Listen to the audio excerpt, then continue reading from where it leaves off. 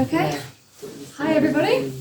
I'm Becky Smith. I work as a GP here, but also mainly in Grassington, so you might not see me here. But I'm always on the phone. If anyone wants to talk to me, who's a member of the team here. So essentially, I'm going to do a bit of a broad overview today. I appreciate some of you who've been before, or you've done lots of reading. There might be stuff you already know, and that's fine. And hopefully there'll be some new bits that everyone can pick up. If you've got any questions as we go along that would mean that you're not understanding what I'm saying, please just say. There's no silly questions. And I think what we'll do is I'll do most of the talk, and then basically we'll have a proper time for questions and things. If you've got any other questions you want to ask, any other things you want to discuss, that's absolutely fine. Is that all right? Okay. So in a nutshell, we're going to look at generally what is the menopause, what sort of symptoms can we get, and also the physiological effects that has on our bodies that can also cause to health problems later on. We're going to look at some common myths and concerns. So lots of questions I get asked on a daily basis, which are usually things that people have either read or your mum's told you or something like that, that basically means that you think that you can't have something, or you need to have a specific thing done before you can have any help, and just go through some of those and try and blast through some of those so that sort of takes away those concerns. We're going to look at some lifestyle stuff because it is really important, and it's also another massive thing that can help manage sort of your health and mental well-being during the menopause. We're going to look at the risks and benefits of HRT and the options available. I'm not going to go into the minutiae of every tiny little option, but if we give a broad overview, then hopefully that'll give some information. I'll talk a bit about testosterone, because lots of people like to talk about testosterone, so we'll have a chat about that. And look at also, there are some medication options that we use in menopause which are non-hormonal, and we tend to reserve those for certain situations, but I'll discuss those as well, just so that everyone really has a broad overview of everything available. So if we look at the definitions of it, because there's lots of chat about it, I think sometimes the words get a bit mixed up. It doesn't really matter in the day-to-day scheme of things. So perimenopause is basically from the start of somebody becoming symptomatic during the time where your estrogen levels are declining up to the point where your periods stop, and then about a year after that. So that's all perimenopause. So a lot of people are in that phase. Postmenopausal is any time after a year after their last period. And the menopause itself is just when your periods stop because your ovaries have given up, basically. The average age of periods stopping is 51 in the UK. If it's earlier than 45, that's considered early, and under 40 is what we call premature ovarian failure. So that's a different scenario, and the advice for those women is often a bit more complicated and takes a bit more sort of looking at. So the NICE guidance, which is what a lot of our guidance for general medicine runs by in this country, advise that you don't need a blood test to diagnose the menopause. If you've not got any periods, then and you're in the right age range over 45, then that's good enough, basically. And also, we don't tend to use blood tests to diagnose perimenopause, because if you are symptomatic and in the right age range, it's more a case of ruling out other reasons for you feeling really tired and flushing and moody and all those other lovely things that come with it.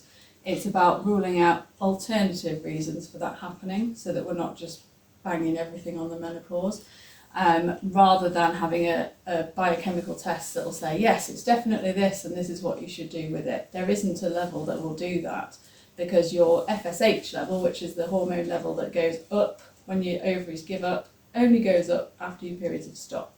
So it misses that whole window of people who your estrogen levels are declining, you're getting very symptomatic, but you might still be having regular periods. So blood tests aren't very helpful to diagnose a perimenopause, but it does help us rule out other things, which then helps us move forward and deal with it. Right. So 80% of women will experience some symptoms during their perimenopause. Some people for a short amount of time, some people for decades. And that severity can be very different from person to person. You can have one person who will have all of those, and another person who will have just one or two. So you can get heavier periods, longer periods, closer together periods, or they can go the other way, lighter, shorter, further apart. Brain fog is probably one of the most common things I see, rather than flushes and everything else.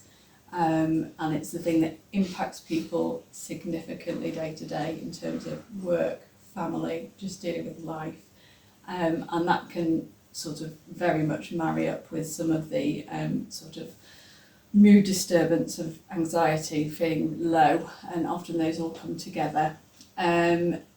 Vaginal problems, so dryness, discomfort, bleeding, general feeling uncomfortable all the time, and that again marries in with often getting more urinary tract infections. Sleep again comes in sort of my top amount of things that I see coming in, so brain fog, really poor sleep, and that can be waking up all the time or getting off to sleep or a bit of everything. You get palpitations, you can get hot flushes and sweats, and again the flushes and sweats, if they're at night, don't help with the sleep. Joint pains, hair changes, so thinning. Sometimes people find they do get little bald patches, but it tends to be more generalised than that. Skin changes, getting very dry skin, and some people get ringing in their ears. Some people find their migraines or headaches that they might have always had either get worse or get better, or do a bit of this during the menopause, because you've got so much hormonal change. And personality disintegration, which I read and I thought that was good, but basically it just means you just don't feel yourself, which is very common. And obviously all of this is going on at a time when generally women's lives are super stressful, when they've got children or not children and elderly parents and stressful jobs and all the stuff that's put on women on a daily basis on top of all that. So I think it's really important that we're talking about it a lot more now, and actually doing something about it rather than just accepting this is just what we've got to do, as unfortunately a lot of our parents would have done. Right, so these are a few of the sort of common things that I hear pretty regularly that worry people about getting help if they're having menopausal symptoms. So my blood test was normal, so I can't be perimenopausal. So unfortunately this even happens, within our practice, in that they may have seen somebody who maybe isn't up to date with everything going on at the moment. They might have done some hormonal blood tests, and they look at it and they say, well, they're all normal, and they may well be within normal range, but that's because they're going like this throughout the month, and that's completely normal, and you're not necessarily going to get super low levels of anything, which then proves that this is going on, because you don't know what it was like 5 years ago. It might have been up here, and the point is even throughout the month it's still doing this. So just because you've got a normal blood test does not mean you're not perimenopausal in any way. So that is never going to be the case. You do not have to wait for your periods to stop before you can do anything to help. We are using more and more HRT in women who are having periods, but are very symptomatic, and with good effect. You're never too old for help either. So we've got a lot of evidence that proves how safe HRT and other things are that we can do these days. Most of it is in the younger women. However, there's more and more evidence coming out that we can use HRT for much longer. And I think if you have a risk benefits chat with your healthcare professional, then there's no reason why somebody's age would be a deciding factor. So I think it's just a case of looking at the whole picture of somebody's health, and accepting that there are some risks we're not quite sure about when we're sort of starting treatment and things in older women, I suppose, rather than elderly. But either way, I have had 70, 80-year-olds come to me talking about it, and it's just a case of looking at them as a person. HRT causes breast cancer, that's the classic one, and there's lots of information out there now that suggests that is not the case at all. And I've got another slide which explains that a lot better, so I'll talk about that in a bit. Family members had DVT, so I can't have HRT. Again, there's very good evidence that certain types of HRT, particularly if you're using estrogen as a skin preparation, so a patch or a gel, then actually that completely takes away that risk of clots. So just because a family member's had DVT does not mean you can't have HRT.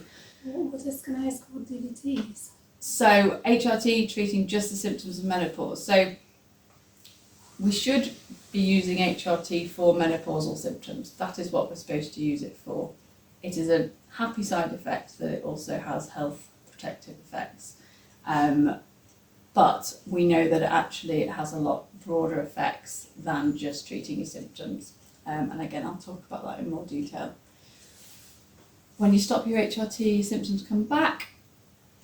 Again, that's not really true, because depending on how long you use it for, it may well be that you were going through a period where there was a lot of change and that was what was causing most of your symptoms, or it might be that actually, your levels are still low if you stop HRT and you do get symptomatic again because we've taken it away again. But it's not quite as clear cut. I can remember my mum saying to me, well, there's no point, because as soon as you stop it again, then you'll just have to go through it at that point, won't you? And I was like, well, and at the time I didn't know any better, so I was like, oh, I don't know. But actually now we know that that's not necessarily the case. You do not have to stop HRT after X, 5, 10 years, or 1 or 2, as we went through a phase of doing. The advice now is that if you're on HRT and you're happy, you can stay on it until you die. So that's very accepted now.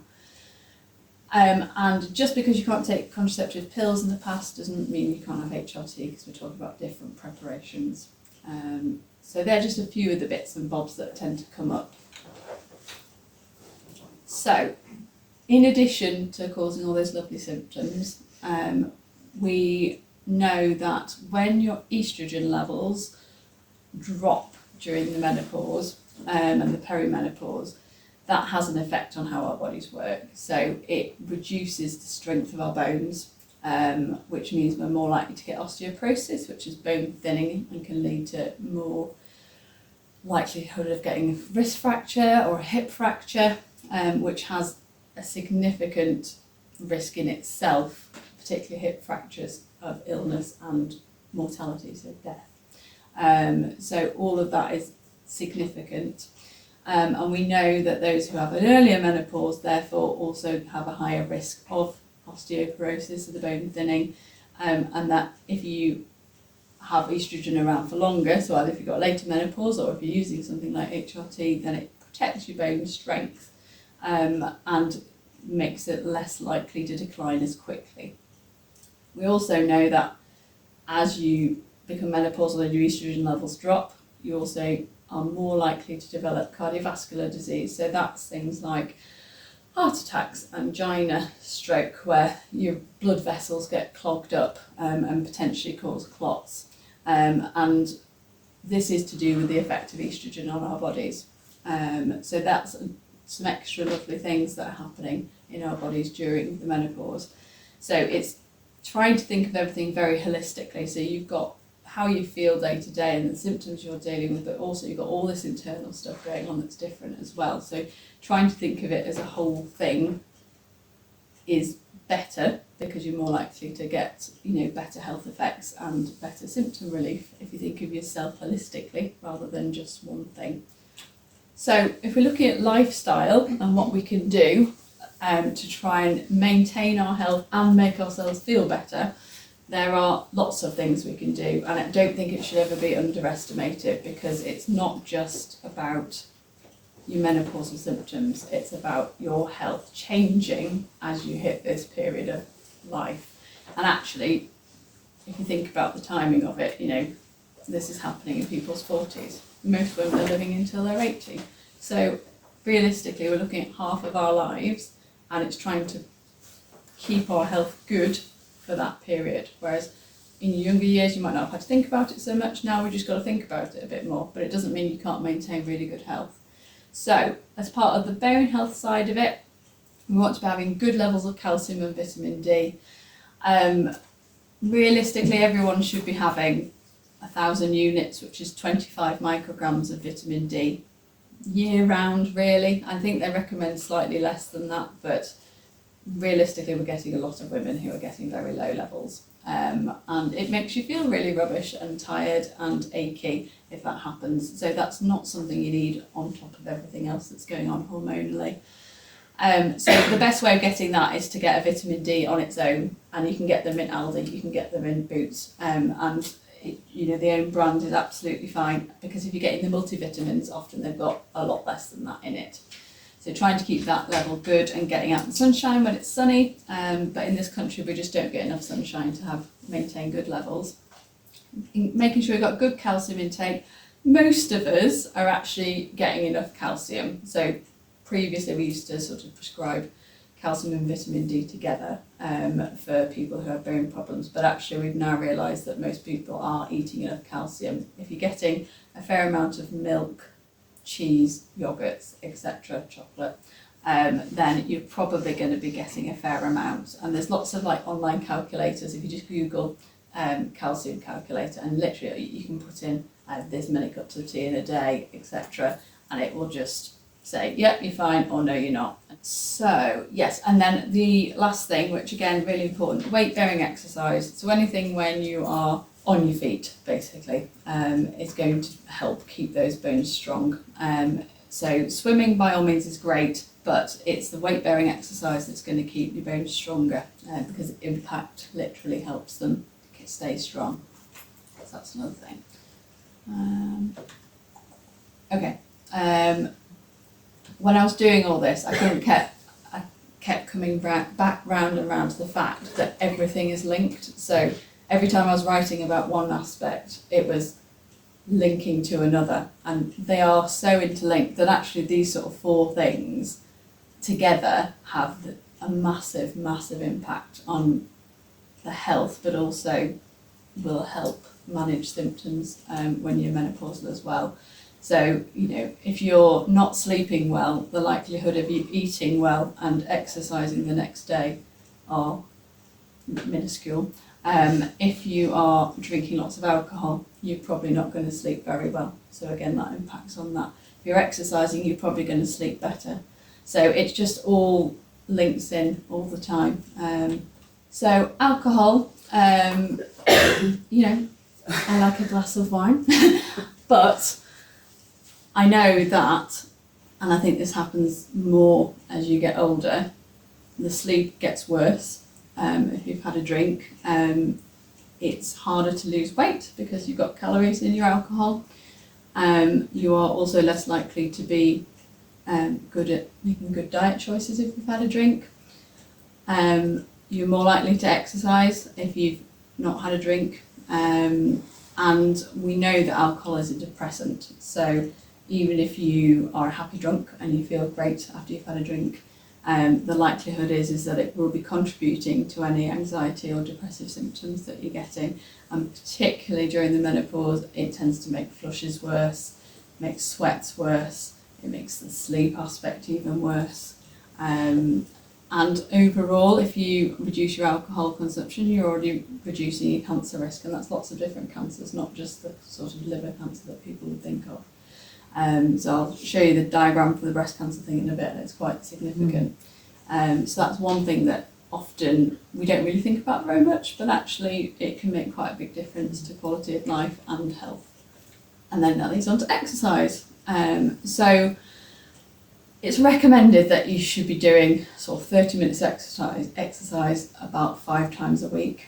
That's the recommendation. So it's a fair amount, but it can be worked in. It doesn't have to be going to the gym every time. It can be going for a swim, it can be going for a walk. Anything is better than nothing.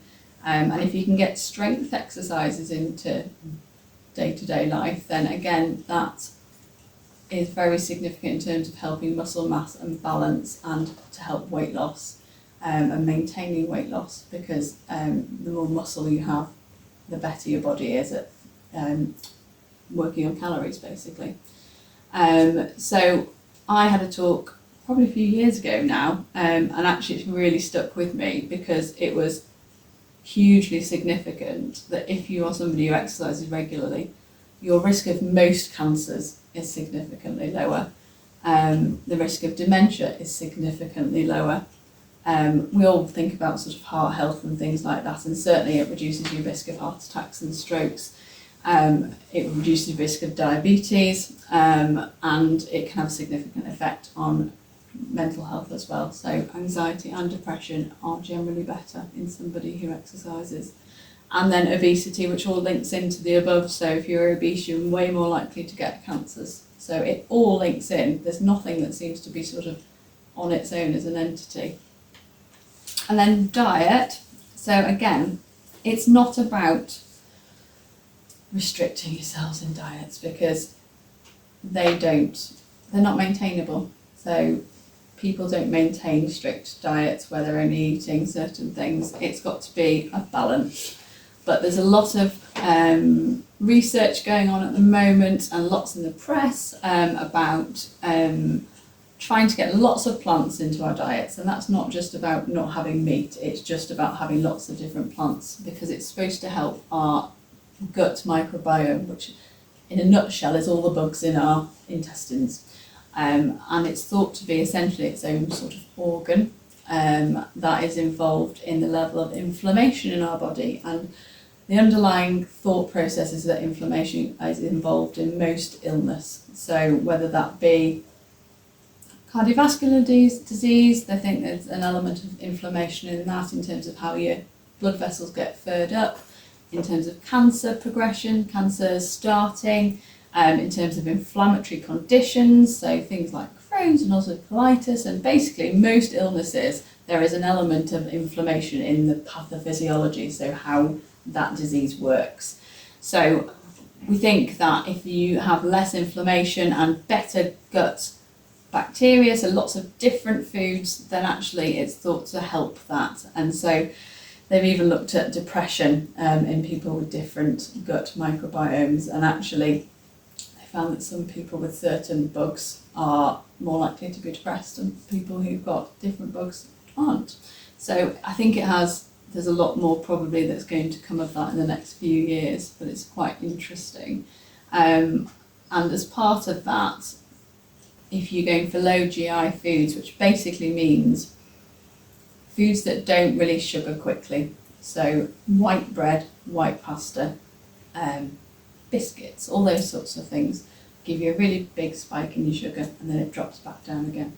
So we know if that happens, one, it's just not very good for you when that happens, but two, it also means you're more likely to then get hungry and eat again. So if you aim for sort of low GI foods, so that's things like your grains, your oats, quinoa, seeds, beans, all that sort of thing, it keeps your sugars much more stable, which is better for you. It means you're less likely to snack. It means you don't have these sugar highs and sugar lows, which again makes you feel better. So in a time when everything feels a bit all over the place in your body anyway, it's about trying to stabilise everything as best we can. And then just trying to keep all of those things in mind will help to keep your weight stable, because we know that another happy side effect of the menopause is that you put on weight, particularly around people's middles, because of the way estrogen deals with fats, basically. So as your estrogen levels go down, you get fat deposits more around your middle and around your organs inside as well. So if we can keep weight as good as we can, by doing as best we can, then it can help manage that. Spicy foods, caffeine, alcohol, all can sort of exacerbate flushes and not feeling quite yourself, but particularly the flushes and the sweats for those ones. So often trying to reduce those can make people feel a bit more human. So other things that are sort of non-hormonal and non-drug related that people can try to help with menopausal symptoms. Sleep, as I've already said, so if you can get good sleep, you will inevitably feel better and realistically make better choices in terms of lifestyle as well. It's easier said than done if you can't sleep, and we all live busy lives and it's not always that easy, but simple things like trying to reduce your caffeine in the afternoons, trying not to sit in front of the TV until the last minute, trying not to scroll on our phones before sleep, trying to go to bed a bit earlier and maybe read for a bit or just do something that's a little bit calmer is helpful, and that's called sleep hygiene, so you can sort of look that up and it's got lots of different suggestions for ways to try and make our bedtime routines a little bit better, like we do with little children. You have them calm time and you read a book and you put them to bed and have a bath and it's all very calm, but we don't do any of that stuff for ourselves, so it's just trying to think about it a little bit more. Psychological therapies, so things like cognitive behavioural therapy, which is sort of quite a structured therapy, is about how you think and feel, and trying to sort of link those things and trying to break those negative cycles in your head. So those sorts of things are actually proven to be really helpful for helping to manage menopausal symptoms, including your anxiety and depression and things, but even flushes and things like that have been shown to be better in people who sort of engage in these sorts of things. Pelvic floor exercises, really important. As you get less estrogen, everything down there becomes more lax and tight at the same time, which means you're more likely to get issues holding your urine, sexual issues, more urinary tract infections, you might be more likely to get prolapses. So trying to get those somewhere into daily life is really helpful. There's an app called the Squeezy app, which prompts you to do it and tells you what to do, which some people find helpful. Some people have found acupuncture helpful. There's not lots of medical evidence for that because it's quite difficult to evaluate, but it has been mentioned in sort of the guidance about that it can be helpful for some people. And some people try herbal remedies, things like Agnus castus, black cohosh and red clover are the ones that are mentioned the most. They're usually from sort of places like Holland and Barrett, and there's not a lot of medical evidence for their use, but some women swear by them, and if it helps, then great, I say. It's not going to cause any harm, so it's worth a try if people want to try that sort of thing. Some of them are thought to have estrogenic effects, and so they have hormonal-ish effects, but not enough that you would necessarily need to be careful with other drugs. There's St John's wort is one that sometimes people use, particularly for low mood and things like that. As doctors, we do want to know if you're having that, because we wouldn't necessarily give an antidepressant type drug alongside that, and a couple of other medicines you'd have to be a bit careful of. But these ones generally don't have any interactions with anything we prescribe on a regular basis. But by all means, if you're chatting to your doctor about it and you are taking something like this, then just let them know, and then we can sort of assess it depending on what it is and what you're on, whether it's an issue or not. But most of them wouldn't interact with any medicines we're prescribing. So that leads me on to HRT. I don't think you can talk really about the menopause without mentioning it, because there is a lot of things HRT can do that the rest can't, but I don't think anything should be thought of as a singular entity. So I don't think women should have HRT and not think about all the lifestyle stuff, and vice versa. So I think it should just be, everyone's different, so I think you've got to think about your lifestyle, what you think you can do, what you're happy with, what your risks are, what your comfort zone is for what you want to be doing.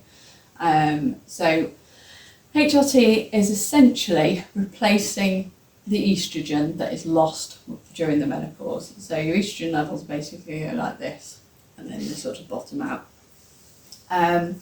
That can be replaced, and most of the time at the moment we're using patches that you change twice a week, or gels that you rub on every day, or a spray that you can spray onto your arm, or there are tablets as well, and there's different doses of those depending on the person, and you titrate it or sort of go up on down on the dose depending on the patient's symptoms. The safest way to be giving it is in the skin, because it then takes away the risk of any clots in the legs or the lungs, whereas the oral tablets have got higher risk for that. It's not a huge risk in the grand scheme of things, but it's just higher, so we tend to try and go for the others. Usually switching from your patches to your gel or your gel to your patches will usually get some difference. So it's not often that is a scenario that happens. So usually we get better absorption with one than another. The annoying thing is that you don't know from woman to woman which is going to be the case. It doesn't seem to be predictable. And with each of those you can go up on the dose to a certain level and see if you get a good response. There's also different brands of patches which tend to yield better absorption, but the problem is the one that is particularly good for that has been out of stock. So that's been a bit of an issue with that, but again, sometimes switching the brand is even helpful as well. If you've got somebody who is really struggling with all the different types, because you've also got the spray as well onto the skin, and you just can't get good levels and people aren't feeling better, then we can look at oral tablets as well, which sometimes do give better symptom relief. And we just tend to save it sort of last, mainly because it just increases that little risk of clot in your legs and things. So that's why it tends to be a last resort as such, but we always get there. Those people who've got a womb, so if you haven't had a hysterectomy basically, then we also need to use some progesterone, which is another hormone, to keep the lining of the womb thin and healthy. Because if you use estrogen on its own, the lining of the womb builds up, and that can increase the risk of endometrial cancer, so womb cancer. So we try it and we use the progesterone alongside it, and that's something you have to do to give it safely, basically. So depending on what stage you're at, if you're still having periods, then we give it in a cyclical way, so you have a monthly bleed.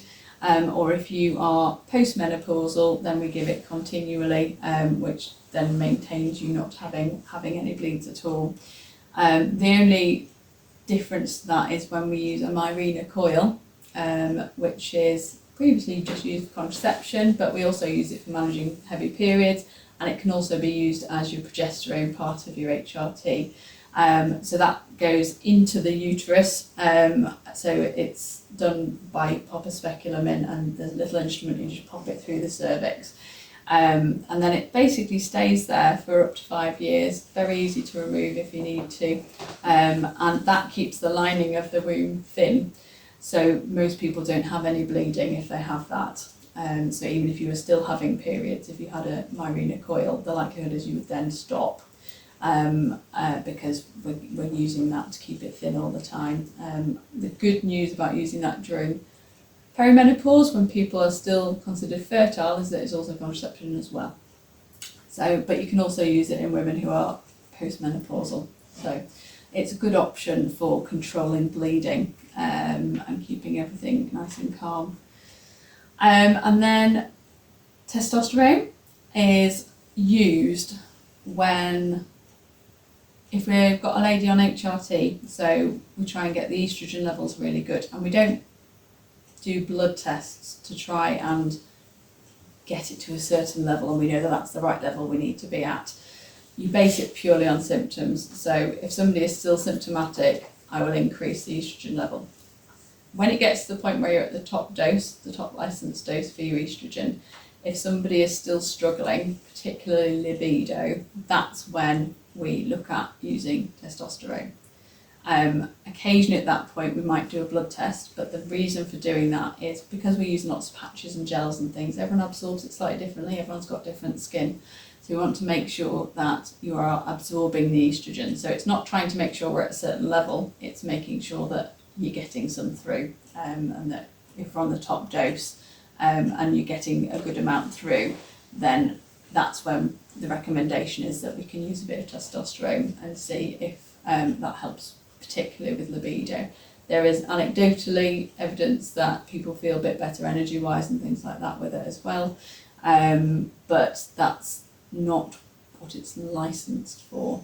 and actually most of the preparations are actually still for men, and we're having to use tiny little amounts of the men's preparations because there isn't any that's licensed on the NHS for us to use for women. Okay, so this is the breast cancer risk diagram. You may have seen this before, but it is the best way of explaining it. So, if you've got 1,000 women, ages between 50 and 59, the rate of breast cancer is 23 people in that 1,000 would get breast cancer. If you're on HRT, 4 extra women, so the pink ones on that second line there, would get breast cancer. So everyone's risk feelings are a bit different. So some people might think, oh, that's a lot, 4 on top of those extra ones, or some people might think, well, that's not very many in 1,000 people. And I think the general consensus is the risk is pretty low. If you're on estrogen only HRT, so if you've had a hysterectomy, and so you're not having the progesterone part, the risk is actually lower than somebody who's not on HRT, and that's because we think the breast cancer risk in HRT probably comes from the progesterone part. If you've got a breast cancer, then you don't want to be having estrogen, but the actual breast cancer risk from HRT is coming from the progesterone. So just to put it in perspective, and it goes back to sort of the lifestyle stuff I was talking about, if you have those 23 people and then you've then got women who are having a good glass of wine a day, then actually that risk goes up by 5 women. So the risk if you have a glass of wine a day of breast cancer is higher than somebody who takes HRT. If you are obese or sort of overweight, it says BMI greater than 30, so it depends on your criteria, then actually it goes up by 24 women, so it doubles. So women who are overweight, who are drinking regularly, have a significantly higher risk of breast cancer than somebody taking HRT. And actually, there's a lot of women our age who are overweight and having a drink, it's realistically, so I think it just puts it in perspective a little bit, that we don't talk about, breast cancer risk if you're overweight necessarily, or breast cancer risk if you're buying wine, but actually, as soon as anyone says HRT, that's the first thing you think of. So it just sort of puts in perspective a little bit.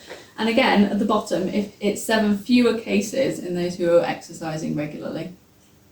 So that's why all of it's really important, because actually if you're doing exercise and you're looking after yourself and you're not drinking or drinking moderately, then your risk is already lower than maybe those 23 people at the top.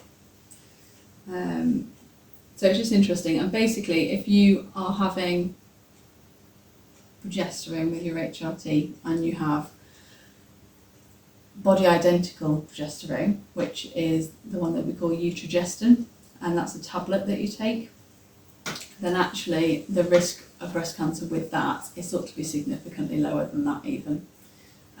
So within the first 5 years of taking it, there's no increased risk of breast cancer at all. And that's our favourite in terms of breast cancer risk, and particularly if people are going to be taking HRT for a really long time, then that's the one we often tend to use. It's most similar to our own progesterone, so that's why we call it body identical. Different from the bioidentical that's sometimes marketed by private companies. But the body identical progesterone tablet is the safest in terms of breast cancer risk, and that's the one that there's lots and lots of sort of more research being done about progesterones and doses and length of time on HRT. So there'll be loads more research over the next few years coming out, but the current evidence that we've got is very suggestive that using that Utrogestin rather than some of the other progesterones is a lot safer. And it's a sort of toss-up like this, because obviously we've got what's going on with Mirina's as well, which are really excellent for controlling bleeding and things as well, and that probably is slightly above in terms of breast cancer risk, the eutrogestin, but then the more synthetic, so more man-made progesterones are higher up in the breast cancer risk. So you've got your Mirena and your eutrogestin at the bottom, so they're the safest ones that we like. Breast cancer is a good example because a lot of them are estrogen receptive, and so that's a classic example of probably somebody who we would want to try and avoid HRT, and then pretty much they're the main people, and actually everybody else, mostly the benefits will outweigh the risks. But if you've got a history of breast cancer yourself particularly, just using it as an example, but obviously there are other cancers as well, then it's not a complete no to HRT anymore, but it's very much having really good discussions with the oncologists and the breast teams, and looking at the specifics of that person's cancer. And there are other things we sometimes would try preferentially to try and see if we can manage people's symptoms without having to use that. Having said that, vaginal estrogens, which we use to try and manage vaginal symptoms, and try and help prevent urine infections and things like that, are generally considered safe for most women who've had breast cancer now as well. So there's new stuff coming out all the time, which is brilliant, because the more evidence we've got, luckily, it seems to be pointing at that we've got more safety for things. So that's just going, I've probably talked around a lot about this already. So yes, we've got slight increased risk of breast cancer with HRT, but that is variable depending on which progesterone we use and also lifestyle things. Got slightly increased risk of clots in your legs and your lungs, but that's again if we're using the tablet version of the estrogen, not the progesterone one, which I just said was really safe. You can get side effects when you're starting HRT, and that can be similar to hormonal sort of symptoms like breast tenderness, bloating. You can get bleeding, and most of the time that will settle itself down. And if people are having problems and it's not settling it down, then we, as I said, do lots of tweaking to get the balance right. So different types of preparations, different types of progesterones to try and get the best combination. Benefits are symptom improvement for all those things we talked about, flushes, vaginal problems, reduced libido, reduced orgasms, brain fog, mood, all those things. You know, potentially it can help. It doesn't solve every problem, I would say. You know, we are living in stressful times, and there's a lot going on in our lives that aren't necessarily just hormonal, and sometimes I think it is nice to put it all on our hormones, but it is not the cure-all for everything, but it can really, really help when you get it right. We know that it helps protect from our bones getting thin, and also helps to protect against cardiovascular disease, so there's good evidence coming through now that it's helpful in terms of preventing heart attacks and strokes, not directly as a drug to do that, so I wouldn't treat somebody with that who came to me with high cholesterol, but it's just worth knowing that that's an extra benefit of it. So vaginally, things can go very awry during the menopause. Things get very thin, sore, tight. You can actually get your skin fusing together a little bit down below, which can have really significant effects for comfort, passing urine, urine infections, sex, any sort of sex and sort of pleasure and that side of things can all be massively impacted. So it shouldn't be ignored. There's always things we can do to get things better. Women don't mention it because we don't, but it should be mentioned, it should be asked about if you're talking to somebody about the menopause, you know, a healthcare professional, whether it be a doctor, practice nurse, what have you. We should be mentioning it and we should be asking, and you should feel free to talk about it because it's important. And essentially there are things we can do to get it better. So we can use vaginal estrogens in the majority of women. I can't think of anyone off the top of my head who I wouldn't be happy giving it to. You can use it as a pessary, there are creams, there are gels, and there's even a ring that you can put inside that releases estrogen over time. And it helps to try and keep everything much more elastic, much more lubricated. So it helps sex, it helps sexual pleasure, it helps reduce urine infections because you've got more of your natural sort of lubrication and things which help to protect against urine infections.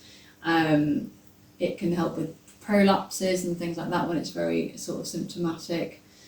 Also, there's lots of vaginal moisturisers and lubricants and things which can be helpful as well. So ones that we find very good and they haven't got any sort of irritants, because occasionally people can be really sensitive down below to a lot of them, are Silk and Yes brands, and they've got oil-based ones and water-based ones, and you can use either. If you're using condoms, then you're not supposed to use the oil-based ones because they can erode the rubber basically. And often if people are really struggling with sort of painful sex and things like that, you can use, if one partner has an oil-based lubricant and the other one has a water-based one, then that's called like a glide method, and it really helps because basically the two lubricants literally sort of glide past each other. So that's supposed to really help things be a bit more comfortable. Some people, because everything does get really sort of tight and uncomfortable, can use vaginal dilators. There's lots of specialists now in sex and sexual function during the menopause, and they do a lot of work on these things.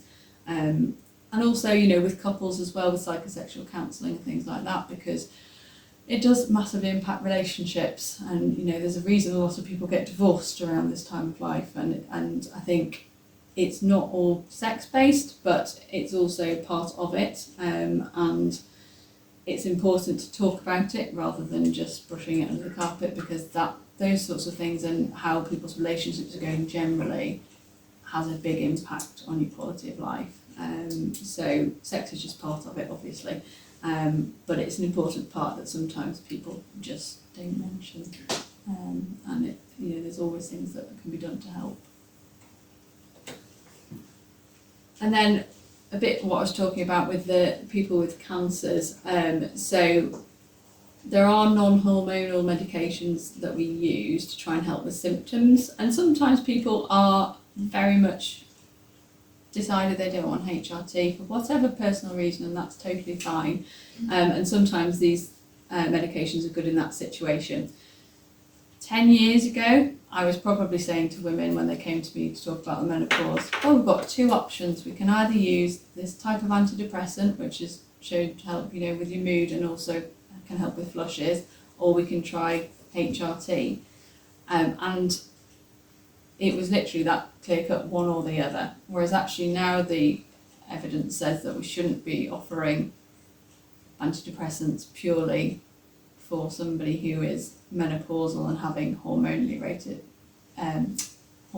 mediated mood problems. We should be doing HRT first line for that, and then looking at these medications as second line.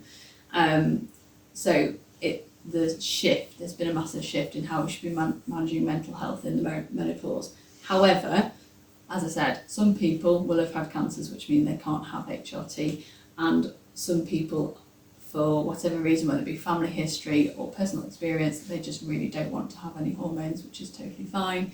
And in that case, we've got other options. So there are some types of antidepressants which can help with flushes and mood swings. So we use a lot of venlafaxine in particularly the post-cancer ladies, and some other types of the SSRIs, which is another type of antidepressant, anti-anxiety medicines. So we can try those.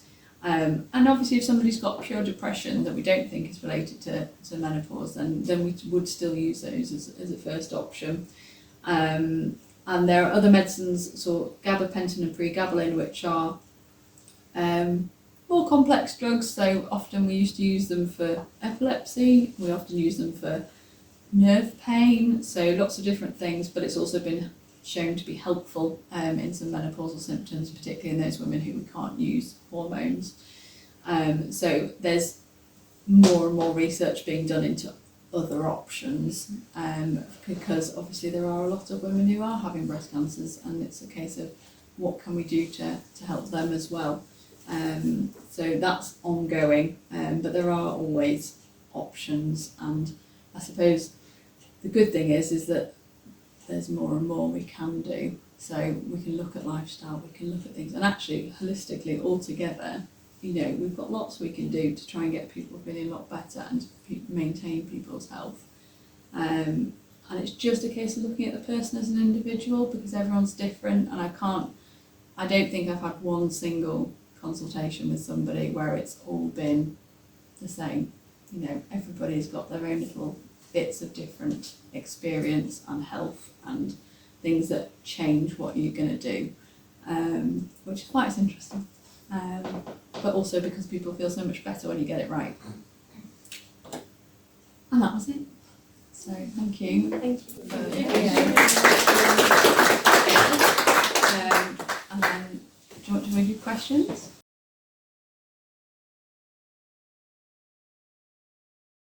Well, it's interesting because I listened to Jane's talk last night, who did one of these talks before, and I noticed that she'd said we'd refer you. I don't do that. It's very much, as GPs, what you're comfortable with. So we have guidance for these things.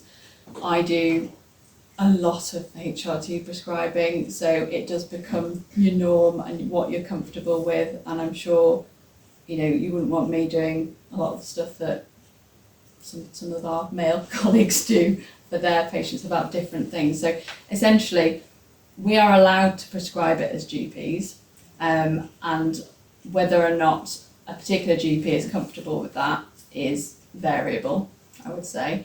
But I think these days you will always find at least one GP in every practice. So every practice I can think of locally, there's at least one of us who are happy to prescribe it within the guidance. So the British Menopause Society have got fairly clear guidance on when it should and shouldn't be used. We get a fair amount of people coming from private clinics, and I'm not saying all private clinics are troublesome, because they're not, but who might have just been prescribed testosterone on its own, and then they come back to us asking us to continue that. I won't do that, because that's not within the recommended guidance. It's not helpful.